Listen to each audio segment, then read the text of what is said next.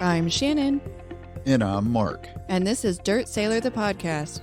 On this episode of Dirt Sailor the Podcast, we will be discussing the streets of San Francisco, what happens after a communist leader leaves, and what would happen if Newsom were put in charge of the United States. Happy Throat Punch Thursday. Well, happy Throat Punch Thursday. How are you doing on this fine Thursday after Thanksgiving? Full of nice turkey, mashed potatoes, homemade rolls, green bean casserole. everything pie. I should not be eating at this time of the juncture in my life. Yet I do recall the dietitian saying, do this and you still have to live. So occasionally go ahead and have a cheat day. So Thanksgiving Day was my cheat day. And I watched you. We were all there eating together. You did not overindulge. Like I normally would. Yep, you indulged in something that you ordinarily don't eat, but you kept it balanced on your plate. And that was a good change for a good lifestyle change. We also went through new recipes for our turkey, the rubs that my husband put on there, making sure that it was heart healthy. Fantastic, by the way. Trying not to oversalt anything because we naturally add salt to everything. So that was a nice change, was attempting to make things healthier for us, cooking from scratch and making it healthy. Yes, even the heart healthy green bean casserole. Yes. Pretty good. Never had that cooked from scratch before. It's always been that recipe off the side of the can. I think it's the French fried onion can. You get the whole recipe and it tells you everything to buy. Go figure. So instead of a canned casserole, you had a homemade from scratch casserole. Well, I did too. And in fact, I still have it at my house. We've been eating a little bit of it each day, along with some of the other leftovers that we ended up with. They are good. Yeah, they are. They're usually good like 3 days later. So when they really start developing a good flavor. Yes. So we're almost out of them now. I mean, it's been a week, so I think the goats might have to get some of the...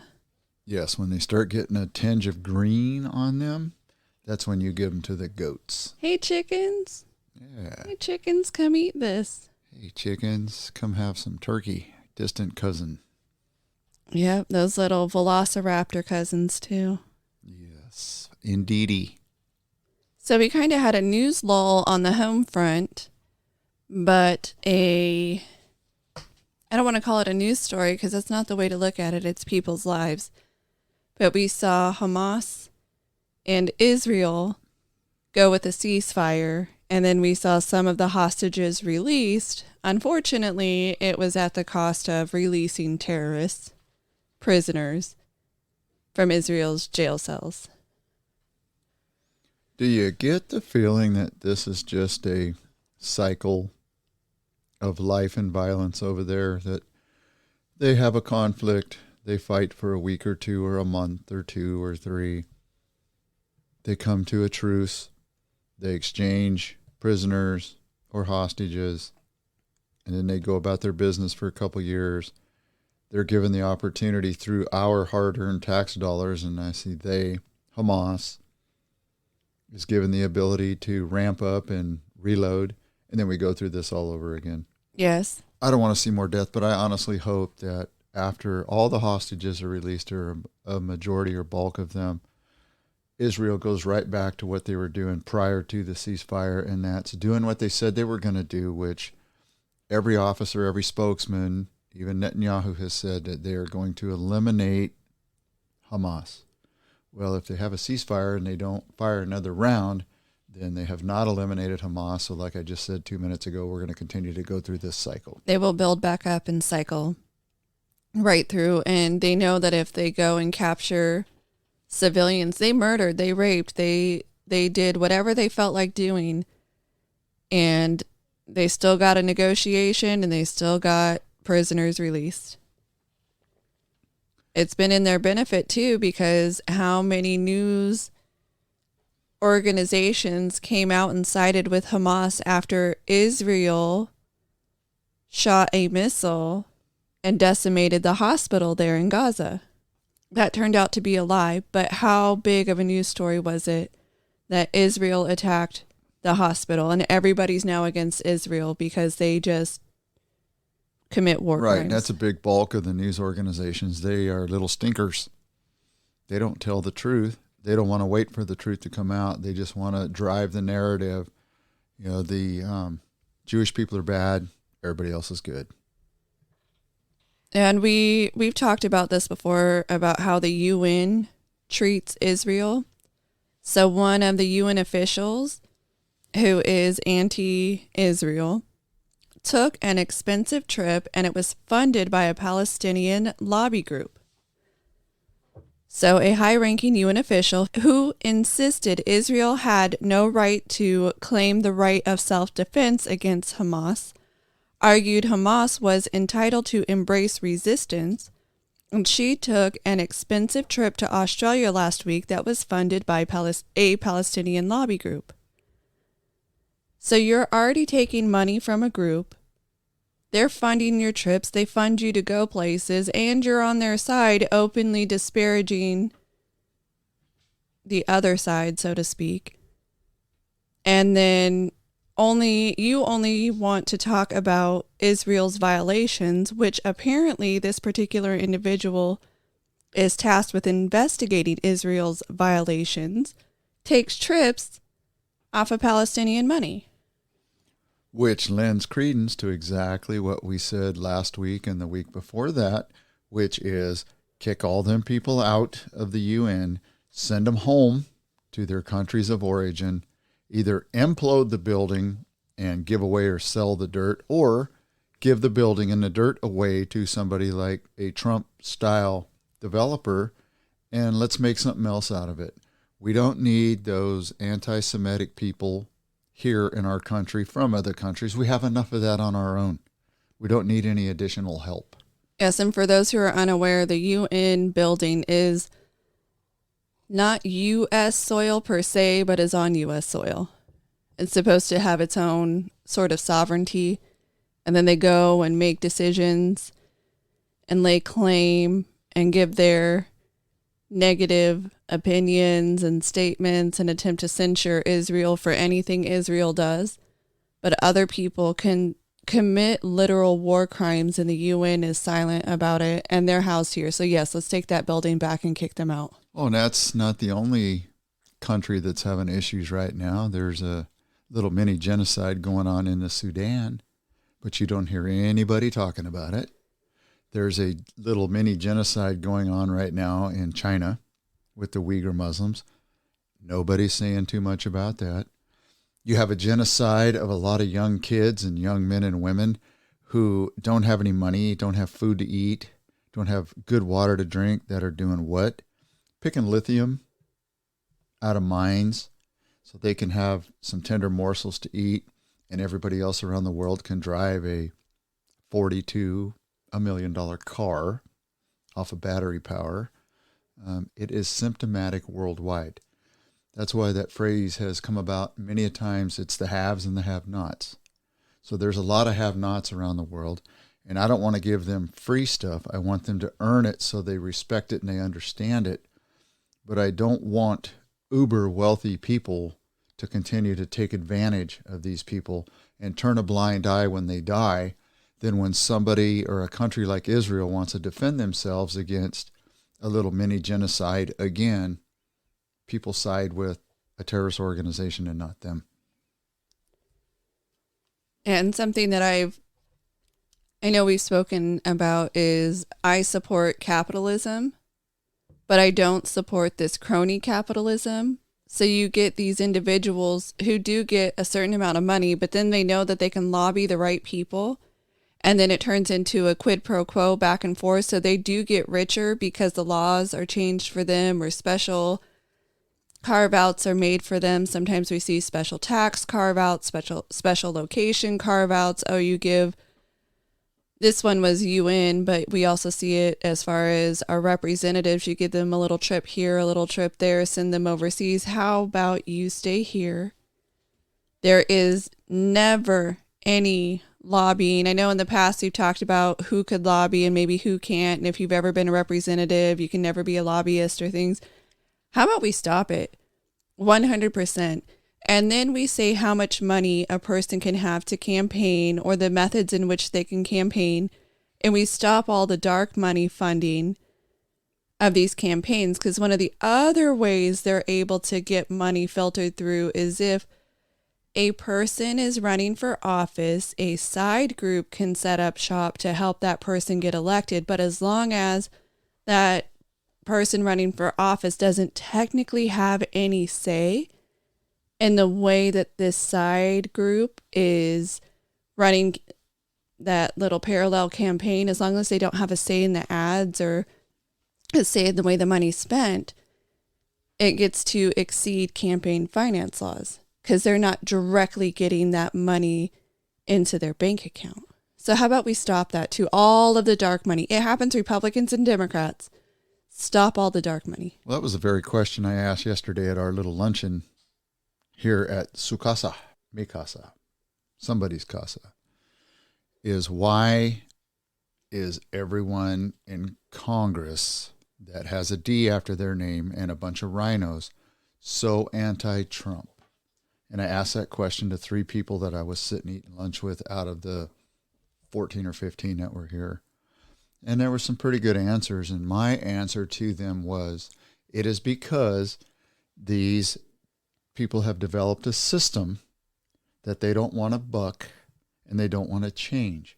That's why the quote deep state is so deep and vicious, because they like their money.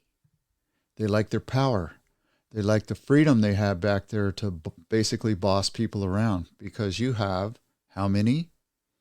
Actual people doing it. Senate. We have 535 as far as the Senate and the House of Representatives, never mind any other appointed official, president, vice president. Right. Controlling 330 million people plus.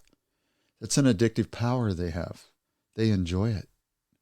And that's why a man comes from the outside, says, hey, I'm putting people first. I'm going to put, not to coin the phrases that he's coined, make America great again. He's putting the American people first instead of other countries and other people. And they've looked into his money.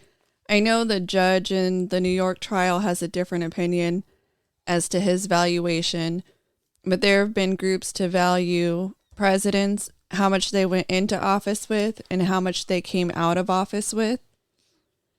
And if you look at Bush Jr., you look at Obama, you look at Clinton, you look at Trump, you can look at Biden. Obviously, he hasn't come out of office yet.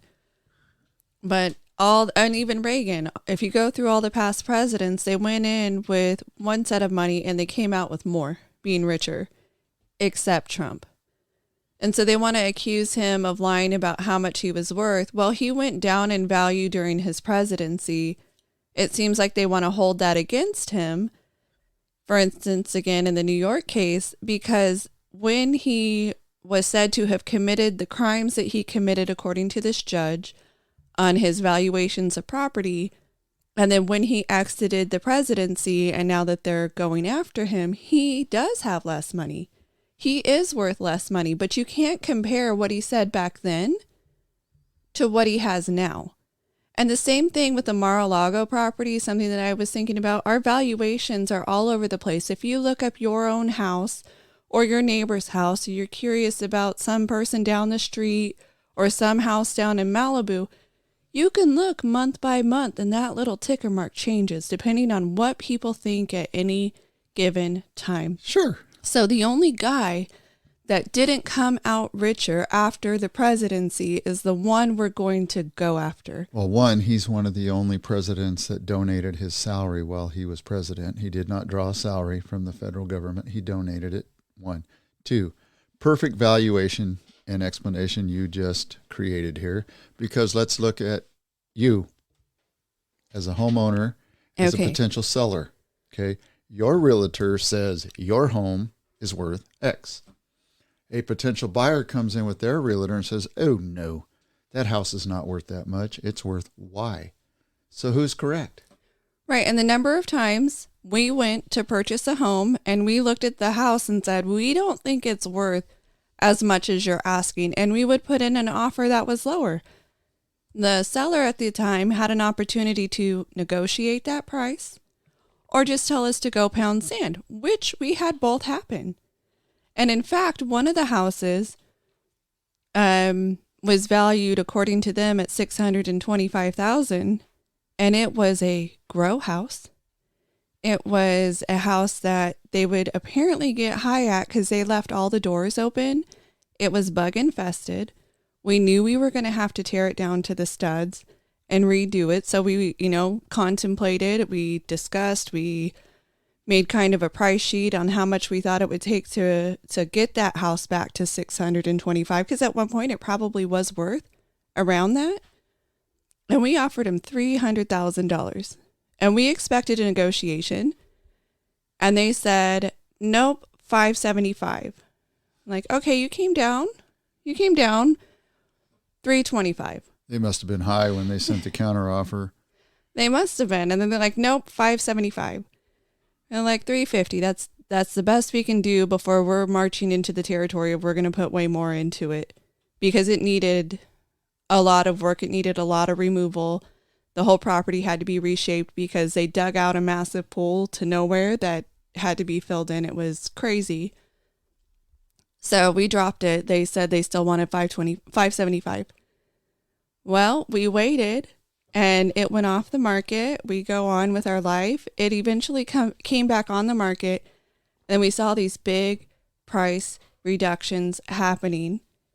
And it ended up selling in the threes. Yeah, see, it wasn't worth $6, even though they were asking $6, which tells you a property or a car or whatever is only worth what you can get for it. You can put any price on it you want, but if you borrow against it and a lending institution, which multiples loaned him money, are willing to loan based on that value, and you pay it back 100% with no late dates, no extra finance charges or anything, well then, I hate this term, it's purely political. Well, it's purely political what they're trying to do to him, because this has never happened. This is new precedents being set here. It's never happened in the history. Yes, and to take it full circle right back to that statement, that argument, what Trump's lawyers have been making. So we've put in offers on houses, and we've gotten offers. We've received offers when we were selling. And in one case, we had a person say they would offer us over asking price. They would offer us over asking price. And then they gave a gap. If it doesn't appraise for this amount, we'll cover the gap up to so many thousands of dollars. And I think they said like $15,000. Okay, that really puts us only like $5,000 under what we were trying to sell it for. We're like, okay, that could work. Well, eventually when you do the appraisal, if it comes back for way under, even though the person offered over asking, the bank is not going to loan on that. The bank is going to say, if you want to accept this, you make up the difference. You bring cash to the table.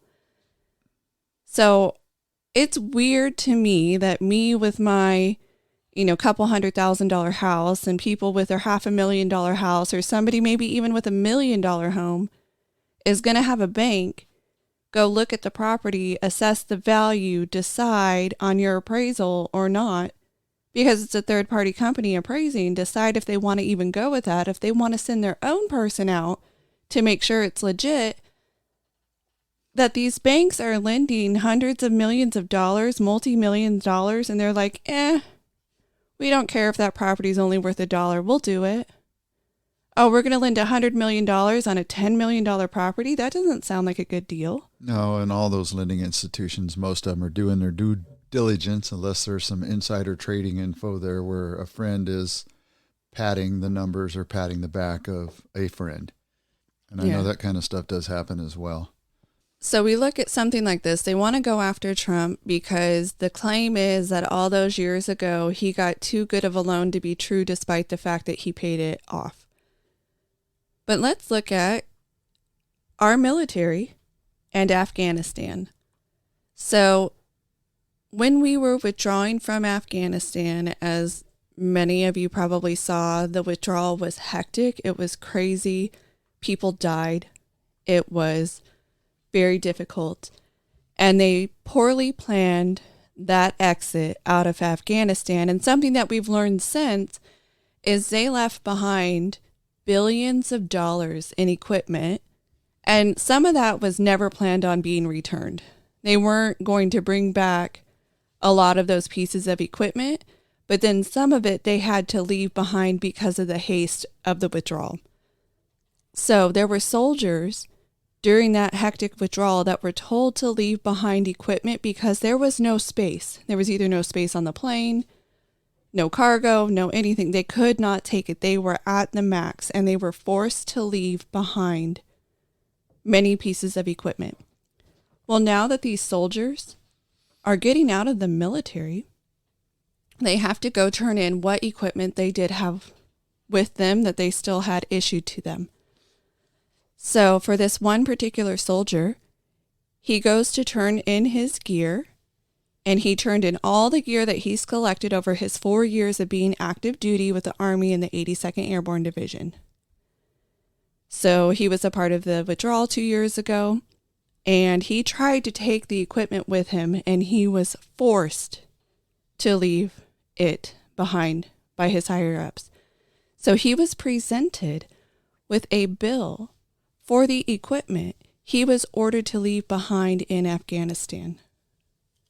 The government is charging him money, some of our lowest paid individuals, for leaving behind equipment that they were required to leave behind.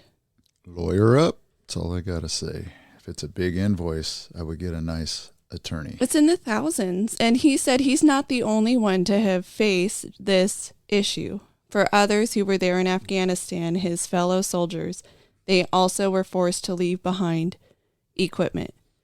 So we'll do this to soldiers, sailors, airmen, and Marines. We will try to take away Second Amendment rights. Even though laws have been found to be unconstitutional, they're still trying to enforce handgun laws in certain areas of the country here. Yet we have a porous, open border where we're letting millions of people in with no controls in place, not knowing who they are.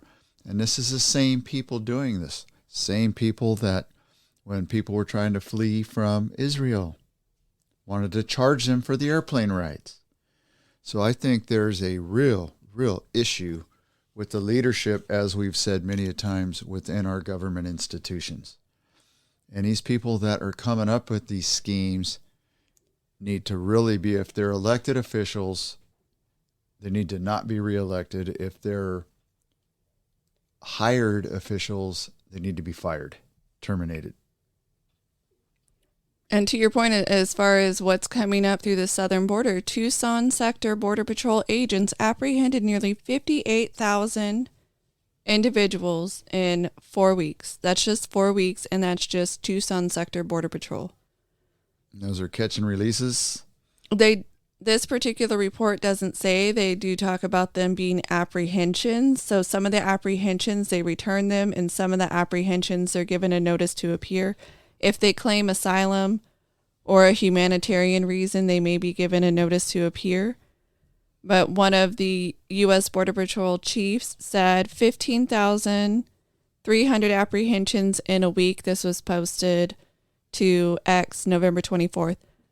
15,300 apprehensions, 117 pounds of fentanyl, 78 federal criminal cases, 17 rescues, 14 human smuggling events, 3 narcotic events. And then he's apparently been doing this, whole week in review. The week prior, 14,300 apprehensions, 300 pounds of fentanyl, 183 federal criminal cases, 33 rescues, 15 human smuggling events, 7 narcotics, 2 firearms seized. And what do we see on a major news outlet here this week? A video showing a train in Mexico filled with migrants riding on the top of barrels as they head to the U.S. southern border. And it would be a simple fix if we had the right guy in charge or gal telling our friends to the south, stop them, do not let them cross your side of the border, send them back to where they're coming from. Right. And we heard for a while they were sending air marshals down to the border. I don't know if all the air marshals are still there, but a lot of the air marshals have actually been assigned January 6th cases. And what they're doing is anyone who is in the vicinity of the Capitol on January 6th, if they travel, an air marshal is following them. And that is not people who went into the Capitol. Anyone in the vicinity. So one of the persons in a leadership position for the air marshals was lamenting that they can't actually do their jobs because they've been assigned everything else. I'm not saying what happened January 6th isn't important. So I'm not saying it's not important to prosecute the individuals who committed bad acts on January 6th. However, there seem to be two different things happening on January 6th, and people's experiences were wildly different. You had police officers who were walking individuals through the Capitol, and you saw one fist bumping. There was that side of things. And then there were the assaults that happened. There was even one where the Capitol Police officer is seen shoving a grandmother-looking lady, an older lady, down a flight of stairs. Yeah, but the committee that looked into that failed to release that video and talk about it. It's nice that we have a Speaker of the House that's willing to release all the video. Right. And so something about that is, hey, you can say there was a wide variety of things that happened on January 6th, and people had wildly different experiences. So we're not saying that every single person who arrived that day had bad intent and did bad things. And we can show you those wide variety of experiences. Here's all the video. Here's the experience from someone walking in being escorted by the police officers to somebody assaulting a police officer, and that's the reason why they get sentenced to prison. Why? So, but the other thing I think is important, not only releasing the videos to all of the defense teams for these individuals because of such a wide variety of experiences, but you have Jake Lang. Now, my understanding is he doesn't seem to be a good dude. However, he also has the right to a trial. If he's a bad dude that did bad things, prosecute him. Send him to jail. Send him to jail.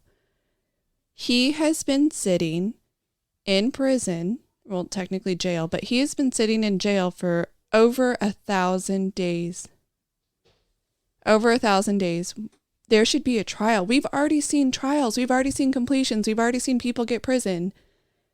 And he has been in Washington, D.C., in jail, in solitary confinement, 3 years. Yeah, we've probably had criminals across the country that have been arrested and released probably 300 times during that whole time period. What I would like to see is an expert in videography take the two situations, the January 6th with all the video and Trump's speech and all of the riots across the country that did billions of dollars in damage. And let's just see how different political factions reacted to the two different situations so we can really figure out, or the American people can look and figure out what's going on here. Yeah, so to that point, can we say that assaulting a police officer is an offense that should put you in front of a judge and potentially a jury, depending on your type of case, and you get prosecuted? 100%. Should it matter who you were and where you were in order to prosecute somebody? Should it matter where you were? Yeah, so if I'm here in the Central Valley of California and I assault a police officer.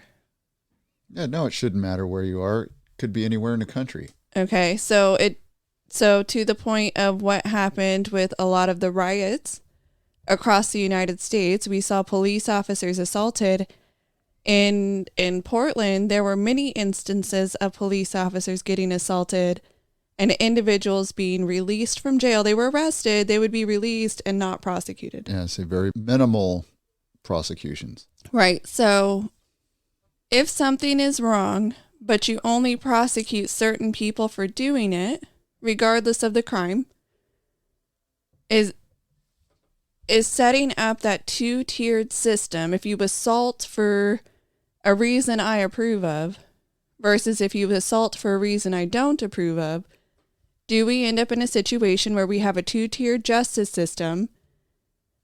And I don't know, are we going to see another January 6th? Because we already know that you'll allow it if only it's a Democrat doing it or somebody aligned with the Democrats. It appears the more violent group of the two got a pass. Yes. Because some of the people that are doing prison time or did jail time, did prison time, did not assault anyone.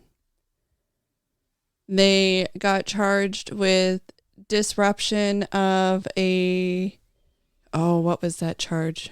Entering a restricted building and then obstruction of an official proceeding.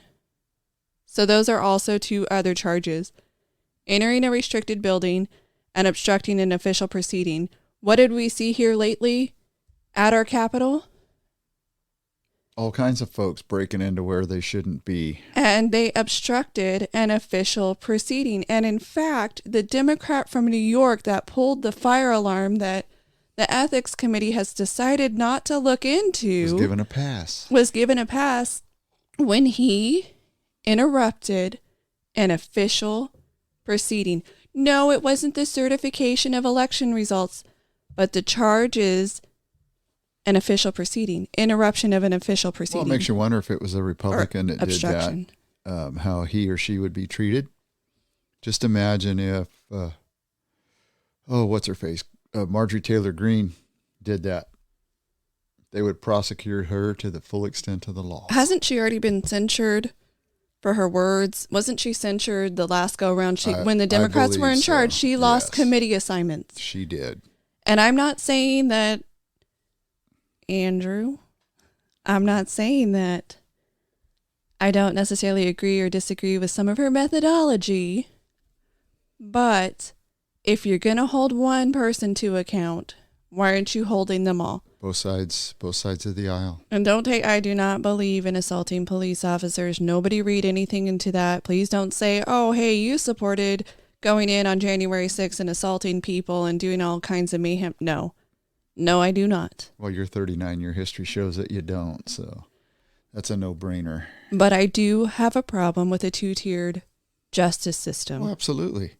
There's actually three, because you have a lower level two-tier. Then you have the elites that have their own set of rules.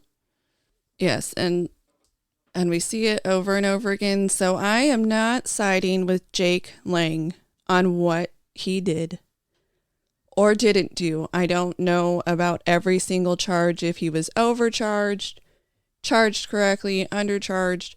But what I do know is not being able to go in front of a judge and possibly a jury and defend yourself and make your case and being kept in solitary confinement. I know that is unacceptable. That is absolutely. Let's keep with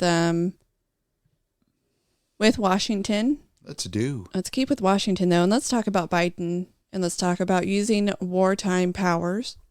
Ooh. So Biden used the Defense Production Act in order to put taxpayer money into the manufacturers of electric heat pumps. So that way they would be able to outcompete marketers or the makers of natural gas or propane powered residential heating systems. The electric heat pump is more expensive at this point. So in order to make way in the market, the Biden administration, he used the Defense Production Act to infuse $169 million into 9 projects in 15 states and accelerate the production of these electric heat pumps with the 1950 Defense Production Act. Well, a little more investigating into that. Who do you think owns the companies that he infused the money into? Probably a very close friend or ally or a supporter of Biden. It's giving money to Democrats, basically. Democrat-related individuals. So it's not just stopping competition in areas where... Could you imagine being the manufacturer of a heat pump that's based off of natural gas and you're just going about your business, and then the government comes in and says, I want somebody else's product to do better than yours? Right. That's picking winners and losers, and that's stifling competition. So your friends win and your foes lose. Yeah, so the American Gas Association president has come out saying that they are deeply disappointed, or she's saying they are deeply disappointed to see the Defense Production Act, which was intended as a vital tool for advancing national security and serious threats, and instead they're using it to pick the winners and losers here domestically of climate change related businesses. Right. See, mob bosses and criminal elements, that's the way they get things done. They make their own laws, they skirt laws, and they just pull things out of a hat that shouldn't be used.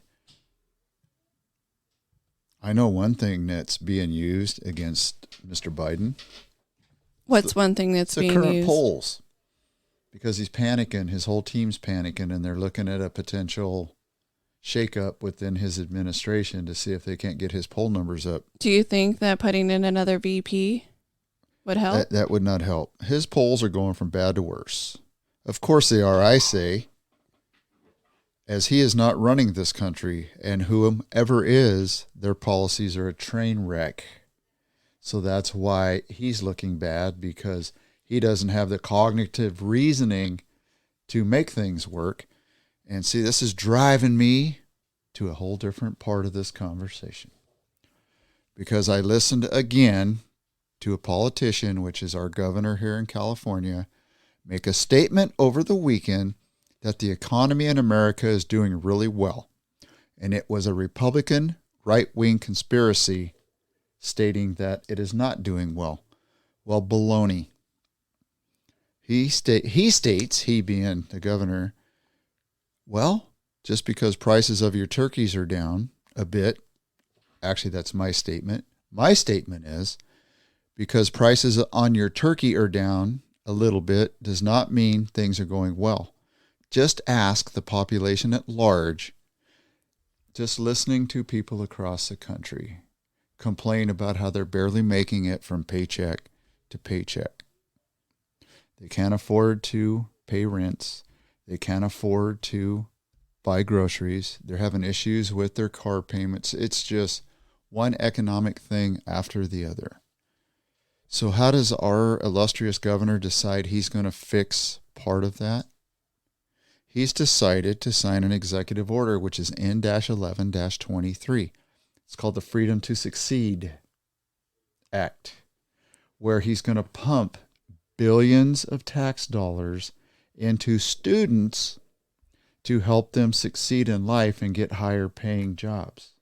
Because we haven't put enough billions into our California public school system, and already, if we were already seeing the results of positivity out of that, hey, maybe more money would mean even better results. But instead, we pumped in billions and seen worse results. So money from the governor is suddenly going to make it all better. Well, here's the thing. You are correct. But that's tax dollars. So he's going to pull billions of dollars from other taxpayers to garner votes if he decides to run for president, to give them a false sense that they're going to go to school, get an education, or they're going to eliminate through this executive order some state jobs that require a degree. You will no longer need a degree to get that high-paying job. Well, right now, California's unemployment rate sounds good. It's at 4.8%, but 4.8% of around 45 million is a lot. There's a lot of people unemployed, and that happens to be the third highest unemployment rate in the nation. The GDP which is domestic growth, is at 1.2%, lower than the entire U.S. overall. Then we have the biggest union in California, which is CalPERS. They currently have $611 billion in pension debt, and they say they're 72% funded, which means they only have 72 cents for every dollar in retirement that they've already promised to workers, not future retirees. And you have people that can't afford rent. Like I said, the average rent right now, today, in California for a 2-bedroom apartment in smaller communities like Fresno, it's $2,405 a month. Who can afford that? In Los Angeles, California, it's $4,000. In San Francisco, it's $4,522 a month for 2-bedroom. No young Gen X or Gen Zer is ever going to be able to afford to buy a place or not have 4 people with them renting. Right, because what's one of the things that we kind of learned, I think you learned this too, when you're paying rent or you're paying a mortgage, don't let it be more than 30% of your income, or else you are going to really struggle. Well, $2,400 a month just for this 2-bedroom apartment, you need to make $8,000 a month. That's $96,000 a year. $96,000 a year. Who is making the 96 in California? That would mean $46 an hour is what you have to make if you're working full time. If you have 2 individuals working full time, then you can make $23 an hour. I guess that's a little more obtainable potentially.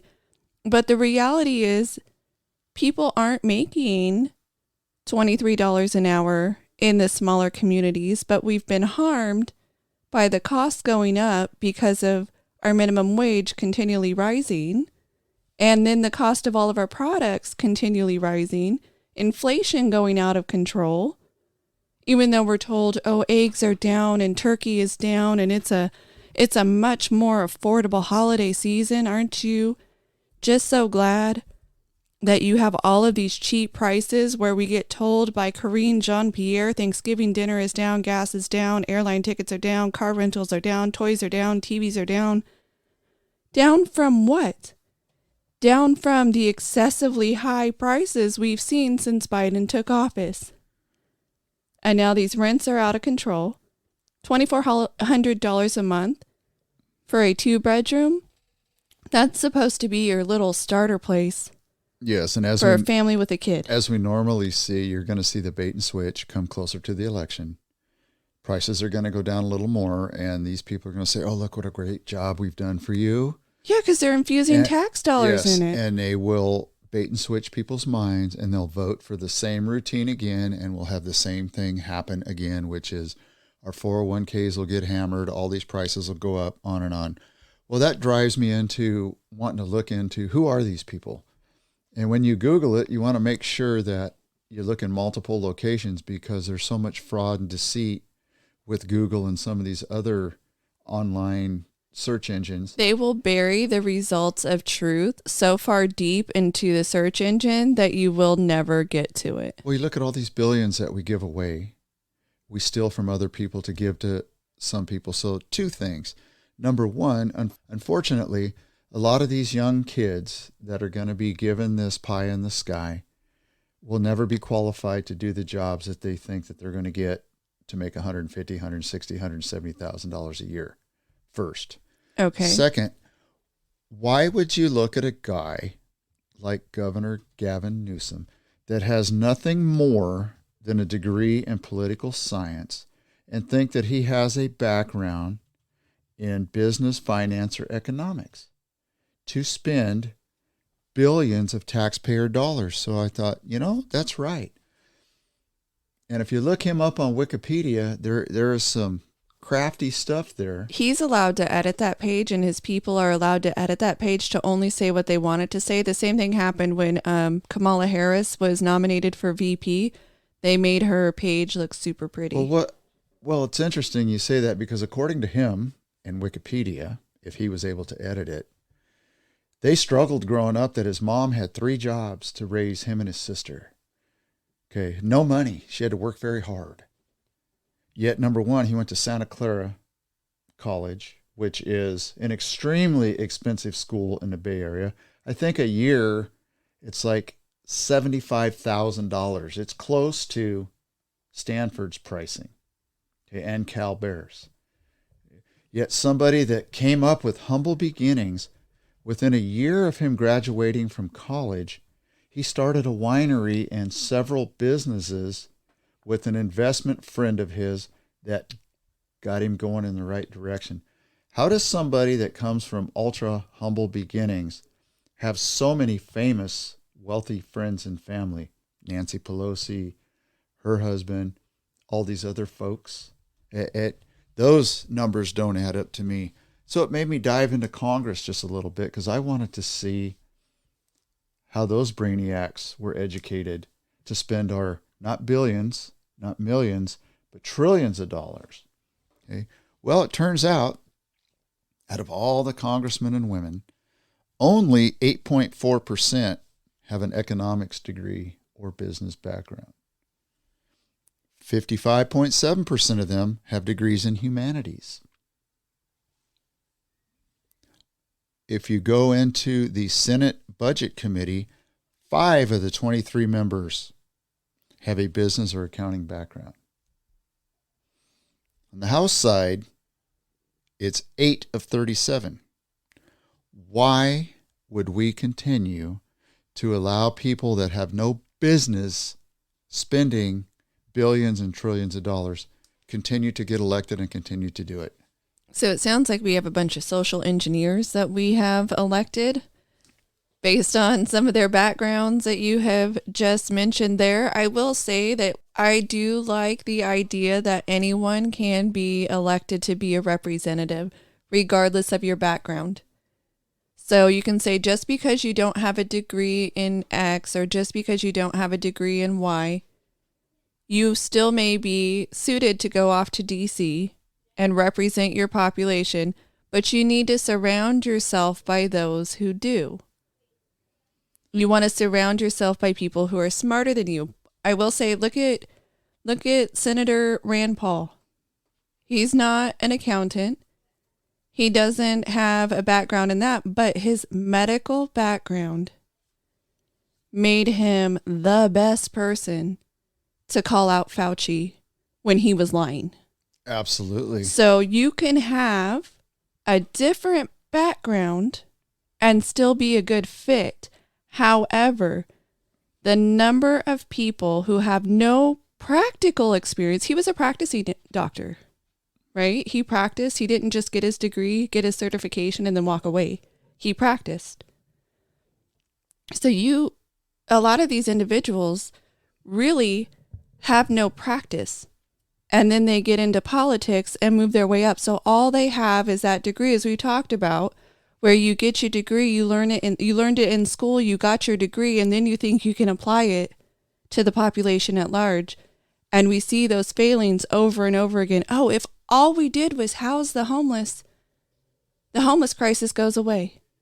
And if they're housed, the drug crisis goes away. And if they're housed, the family crisis goes away. We started housing the homeless population, especially during COVID, and we saw hotels lit on fire, mental health not go unchecked, alcohol, drug abuse, especially the drug abuse, go out of control. We never went for people's underlying conditions, but hey, Newsom, with his degree, wrote the book on how they were going to fix the crisis because he did a political science degree. So I will say, from the perspective of you can have a different background and still be beneficial, a lot of these individuals with absolutely zero practical experience being elected to public office, starting as mayor, being governor, and if he later goes on to be a senator or vice president, presidency, he has no real world understanding of how to fix these problems. And I agree with that 100%. And that's why we need to match their skills and abilities to different departments within the federal government. Right, the committee assignment. So that is something. So apparently the committee assignment, something I learned recently. So when you're a Republican or Democrat and you take in those donations as you're running, then you have to turn around and donate back to the Republicans or Democrats into the big kitty. And depending on how well you do at giving the money back will be how good of an assignment you get. Right. So even if you have a degree in finance, you can be put on a committee that has absolutely zero to do with finance. And that's why the rhinos on the Republican side, like Mitch McConnell, get to pick the people that go on the committees, and Democrats like Schumer get to do the same, which it's wrong. When you're dealing with trillions upon trillions of dollars, you're dealing with people's hard-earned money. They, if you look at the cycle the way I think it's supposed to work, and you look at their educational backgrounds, well, if they have 23 members in the Senate that are on a business committee or something that's going to be responsible for spending trillions of dollars, I want at least 50% of them, 50% plus one, to have that kind of knowledge and experience. I don't want somebody that has a degree in gardening spending my money on being on one of these committees.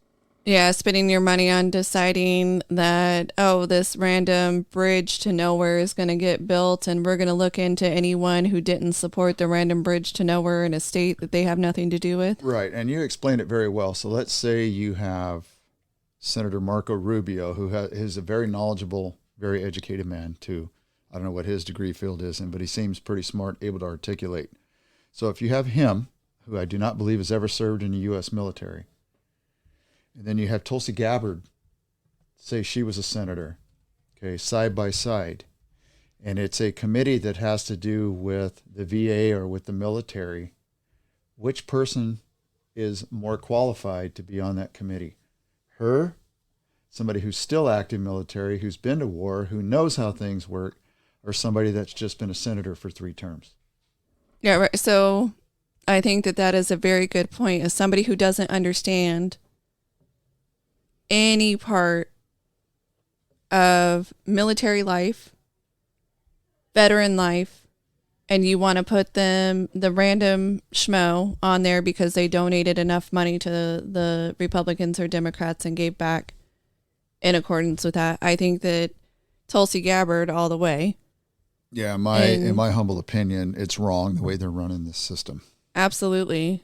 And if you look at Marco Rubio, he is a politician and a lawyer, and he has held his seat since 2011. He served as the Speaker of the Florida House of Representatives before he came into... That's why he can articulate a position so well. He's been a speaker. Yep, he's been a speaker before. But I think you bring up a very good point that a lot of these individuals, with their knowledge and where they gained it, if you look at where you gain this knowledge at, say, getting your bachelor's degree, and if you go to a very liberal college, if you go to a very conservative college, your knowledge and understanding of certain subject matter may be skewed with no practical application. Correct. Here's another pair for you. Okay, let's say, who would you rather have for president sending people off to war? Oh, would you rather? Let's do this. Let me give you 2. Yes. Gavin Newsom, political science degree, been a governor of a state. Okay. The governor of Florida, Ron DeSantis, attorney for SEAL Team 1, U.S. naval officer, been deployed overseas during war. Now, who would you rather have send men and women off to war to die? Somebody who has no idea what he's doing, or somebody that's actually been in the know and has been there? And I'm going to go with Ron DeSantis. So would you rather? And I understand you don't have to be in the military in order to become president. You want to surround yourself with people who are going to give you the advice about the subject and that's matter. The thing, though. Yes, sir, and no, sir, men and women. Do they really give you the correct advice? So do you think Newsom's going to put people that are going to tell him what he wants to hear, or put people that will tell him how it is? And Ron DeSantis, he might get some yes or no, sir, in there. But then because he also has the background, he will know when he's being put on. Absolutely. And I would not trust Newsom as far as I could pitch a 100-pound brick. Might be a nice guy. Don't know him. Never met him. News media might be portraying him as a jerk, and maybe he's not. I don't know. I know from what I see from the outside looking in, he's another narcissist that has no business being in the position he's in. He's been able to snake oil sales his way to where he's at. Yes, absolutely. Snake oil sales his way up to where he's at. Because if you look at him when he was a mayor, he was going to end homelessness in San Francisco. And then when he became governor, man, he's primed to end homelessness. They have a Democrat supermajority here in California, and he can sign anything. If they really had the ability to end homelessness, and they could end homelessness, why haven't they ended it? And why is it that we see all of these policies that we're told will lead to this end has only made it worse? Well, they're the one more time, give me another chance, give me another chance. I know you've given me $100 billion. Give me 105. Right, we're almost done with our bullet train. We did that with our bullet train. Give us more money, give us more money, give us more money, and we can ride the bullet train how far now? Same thing with the high-speed rail-ish in Hawaii, on Oahu.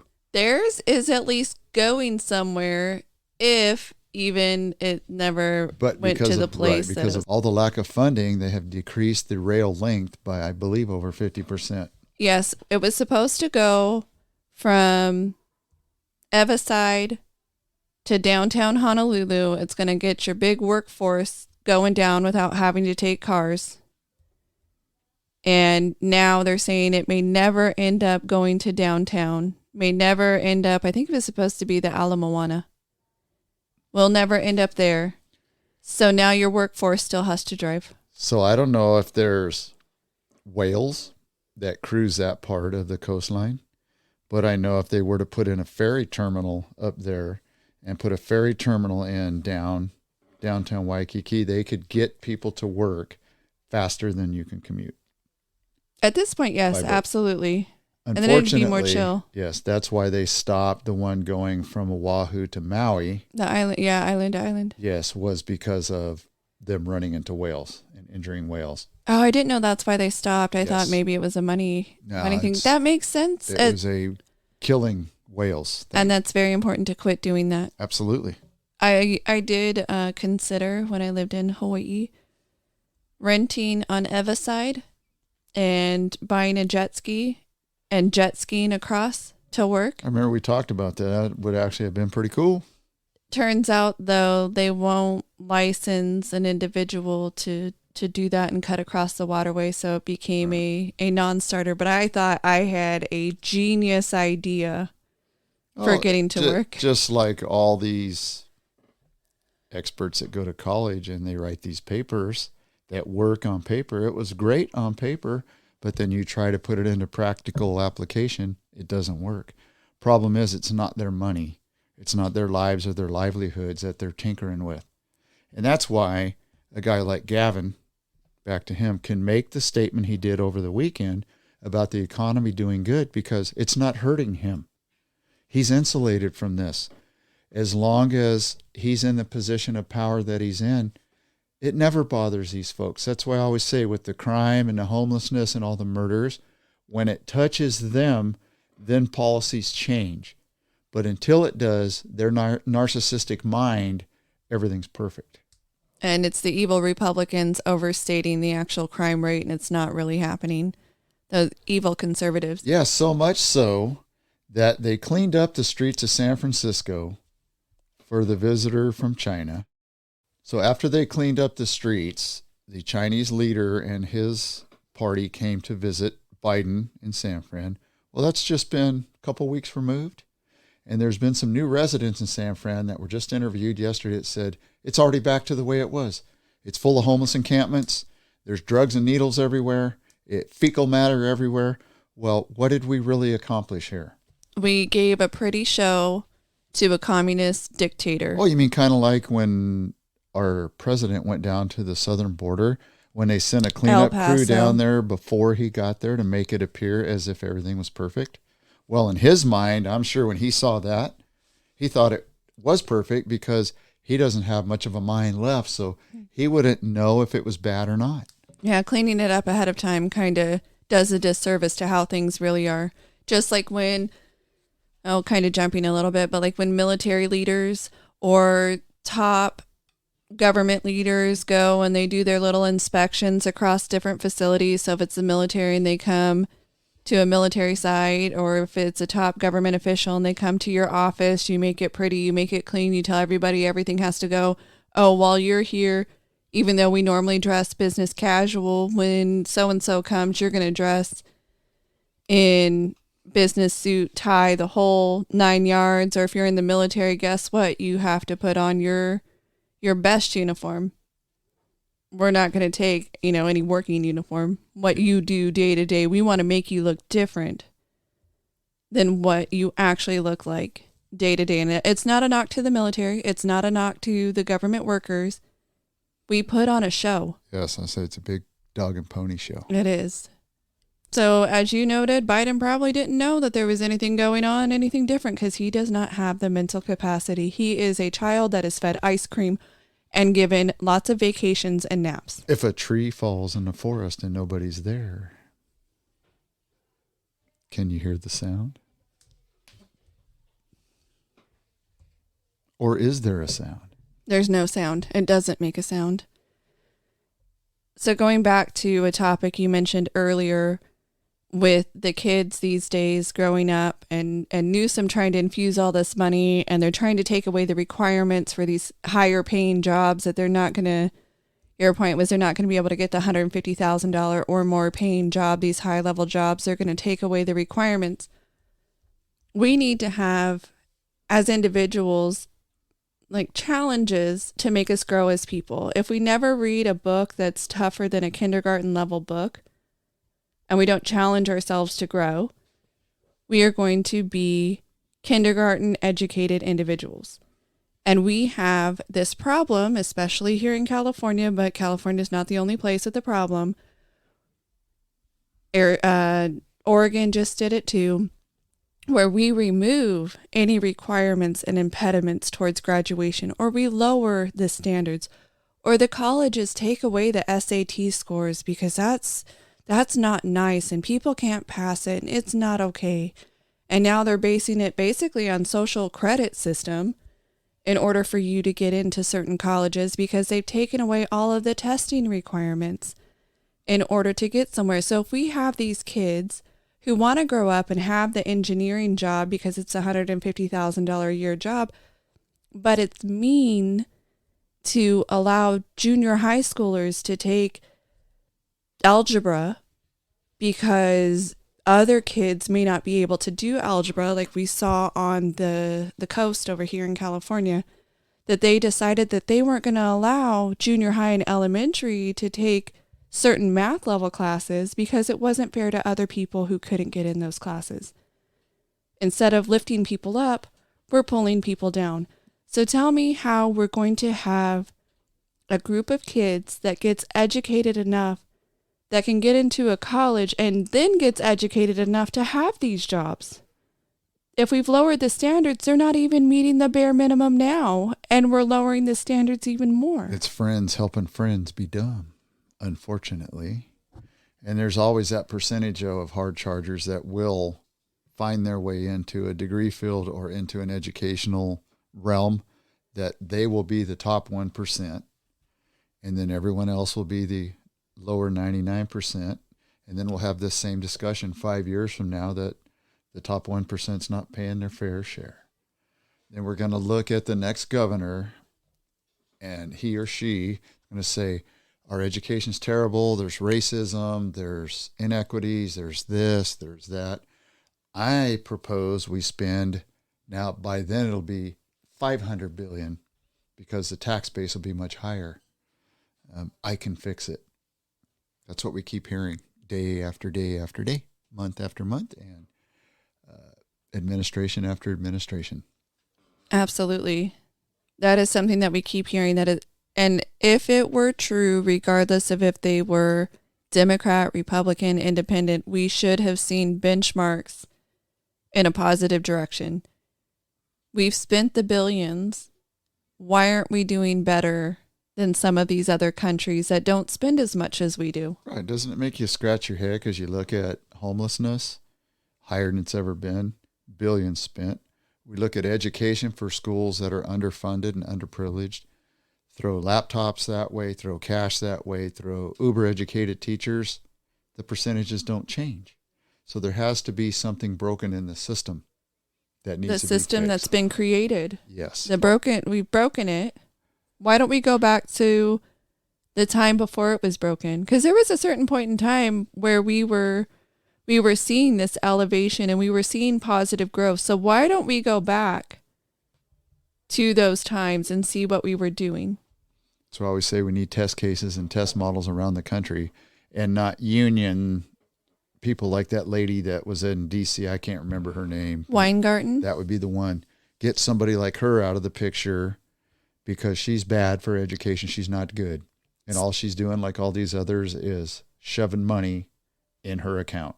Her account and other Democrat accounts. The union is very Democrat leaning. And something that just bringing up Weingarten. So we have a teachers union, and then we have the national teachers union. So we have the local union representatives, and she's the national teachers union representative. They represent the teachers. They are not there for your student. They are not there for your kid. Don't think that supporting Weingarten is supporting your child. The children need a national union that represents their best interests. Because so far, what we have is we have parents. We have parents who are there to tell the school boards, to tell the union representatives, because they all have to talk to each other and negotiate, and they know it's coming from both sides. But the parents go to the school board and say, this is what we want. This is what we want to see. And what happened to the parents? Biden administration, FBI, labeled them terrorists for the audacity that they would speak up on their children's behalf. They were terrorists. A father talking about the situation of his daughter's assault, he was called a liar and he was dragged out after telling the person who called a liar that he was not in fact a liar. And then the school board, the leadership there back in Virginia came out and said, no, it never happened. So if I say, no, it never happened, that is the same as me saying, you're a liar. I don't have to say you're a liar, but if I say, no, it never happened, I have just called you a liar. And that's how thugs and criminals get things accomplished, through intimidation.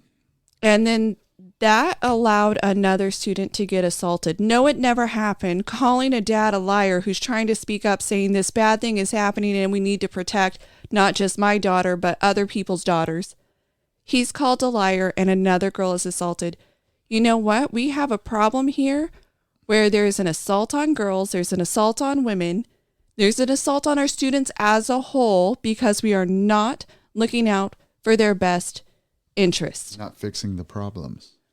So with the Israel-Palestinian conflict, it's all kinds of people around the world losing their minds. Yes. So I guess there was 3 Palestinians or pro-Palestinians killed at a university or shot here within the last few days. And they are going to charge the individual with hate crimes. Now you have to look up and see if they were actually just shot or murdered or what happened to them. It was in Vermont. 3 Palestinian students shot in Vermont amid the Israel-Hamas truce. So it happened just this past week. Right. And what I heard was the person that did that is going to be charged with a hate crime. Yet the Jewish person that was murdered at a protest here recently, that person that committed the crime is not going to be charged with a hate crime. And that makes you want to go, why? Why not?